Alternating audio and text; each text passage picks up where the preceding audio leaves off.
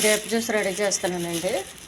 ఒక పెద్ద గ్లాసు గ్రేప్కి ఇందులో సగం తీసుకోవాలండి.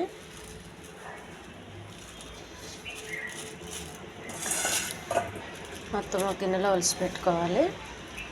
పైన డస్ట్ ఉంటుంది చూడండి, అది కొంచెం శుభ్రం చేసుకుంటే సరిపోద్ది. ఇవి మనకి ఉదయమే చేసుకోవాలంటే కొంచెం టైం పడుతుంది అనుకుంటే నైట్ ఇలా ఒలిసి పెట్టేసుకోవచ్చు. ఒలిసి పెట్టుకుంటే మనకు కొంచెం పని తక్కువ పడుతుంది. చూడండి, ఇందులో 1/2 కాయలు అయినాయి. ఇవి శుభ్రంగా కడగాలి.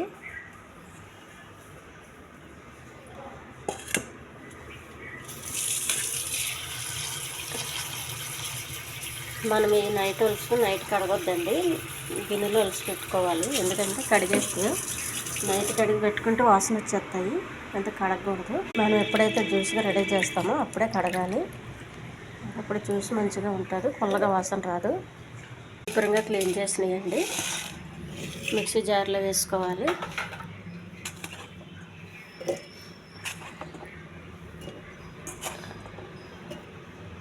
మూత పెట్టేయాలండి.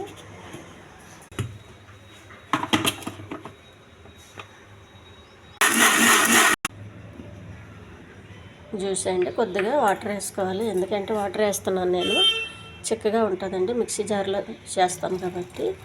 అదే జ్యూసర్లో చేసుకుంటే మనకి వాటర్ వేసే అవసరం లేదు. ఎందుకంటే గింజలు అవి నలిగిపోతాయి కాబట్టి చిక్కదనం వస్తుంది.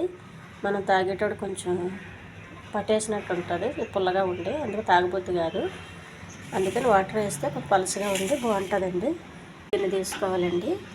ఒక జాలి ఒకటి తీసుకోవాలి.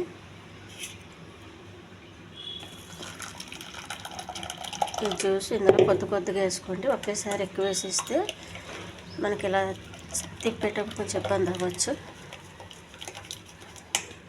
తక్కువ వేసుకుంటే తొందరగా దిగుతుంది.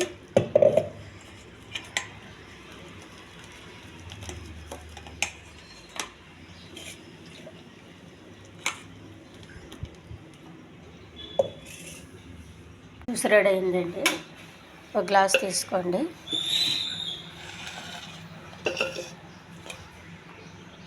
మనకి పెద్ద గ్లాస్ తాగాలంటే పెద్ద గ్లాసులు వేసుకోండి, చిన్న గ్లాస్ కావాలంటే చిన్న గ్లాసు.